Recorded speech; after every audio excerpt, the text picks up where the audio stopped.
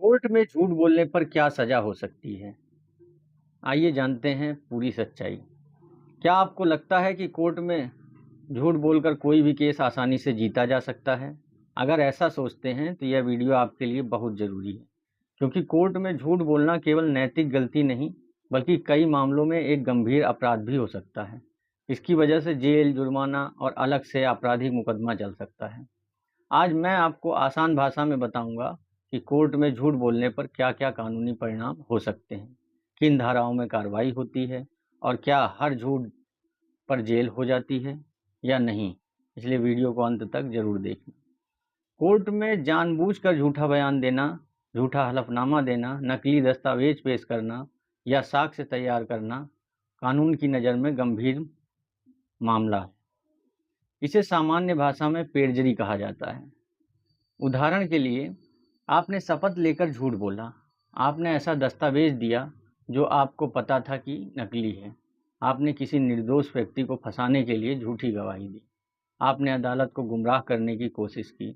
ऐसी स्थिति में केवल केस हारना ही नहीं, बल्कि अलग से आपराधिक कार्रवाई भी हो सकती है। अब जानते हैं किन कानूनों के तहत कार्रवाइयाँ होती हैं। तो भारत में झूठे साक्ष्य और झूठी गवाही से संबंधित प्रावधान मुख्य रूप से भारतीय न्याय संहिता और भारतीय नागरिक सुरक्षा संहिता में मिलते हैं। साथ ही अदालत सीधे हर मामले में एफआईआर दर्ज नहीं करती। इसके लिए एक विशेष प्रक्रिया अपनाई जाती है।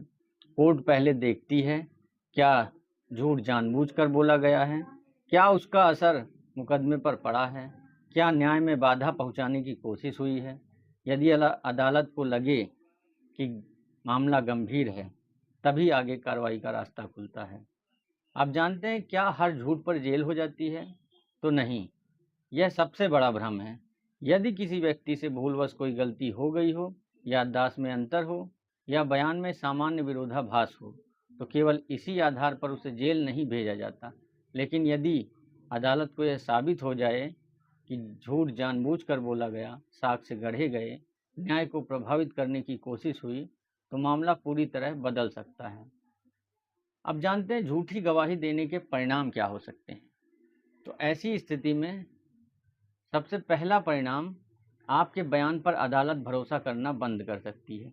दूसरा परिणाम, आपके खिलाफ अलग से आपराधिक मुकदमा चल सकता है। वहीं तीसरे परिणाम की बात करें तो यदि झूठी गवाही से किसी निर्दोष व्यक्ति को नुकसान होता है तो सज़ा और भी गंभीर हो सकती है। वहीं चौथे परिणाम की अगर हम बात करें तो आपकी विश्वसनीयता हमेशा के लिए प्रभावित हो सकती है। आइए इसको एक उदाहरण के माध्यम से समझते हैं। मान लीजिए दो भाइयों के बीच जमीन का विवाद चल रहा है। एक गवाह अदालत में शपथ लेकर कहता है कि उसने वसीयत बनते हुए अपनी आंखों से देखी है। वहीं बाद में रिकॉर्ड, दस्तावेज और अन्य साक्ष्यों से साबित हो जाता है कि उस दिन वह व्यक्ति उस स्थान पर था ही नहीं। यदि अदालत यह मान ले कि उसने जानबूझकर झूठ बोला, तो उसके खिलाफ अलग से कार्रवाई हो सकती है। यही कारण है कि गवाह बनना बहुत बड़ी जिम्मेदारी होती है। वहीं अगर बात करें क्या अदालत स्वयं कार्रवाई कर सकती है, तो जी हाँ, बिल्कुल, लेकिन हर मामले में स्वतः नहीं। यदि अदालत को लगता है कि न्याय के हित में कार्रवाई आवश्यक है, तो कानून में निर्धारित प्रक्रिया के अनुसार शिकायत कर सकती है और उसके बाद संबंधित अदालत में मुकदमा चल सकता है। इसलिए याद रखिए, कोर्ट में कभी झूठ ना बोलें, झूठा हलफनामा ना दें, नकली दस्तावेज पेश ना करें। यदि कोई तथ्य याद नहीं है, तो सच सच कहें कि याद नहीं है, क्योंकि अदालत में सच बोलना केवल नैतिक कर्तव्य नहीं, बल्कि कानूनी जिम्मेदारी भी है। अगर आपको यह वीडियो उपयोगी लगी हो तो वीडियो को लाइक करें, अपने दोस्तों के साथ शेयर करें और ऐसे ही कानून से जुड़े आसान वीडियो देखने के लिए चैनल को सब्सक्राइब करना ना भूलें।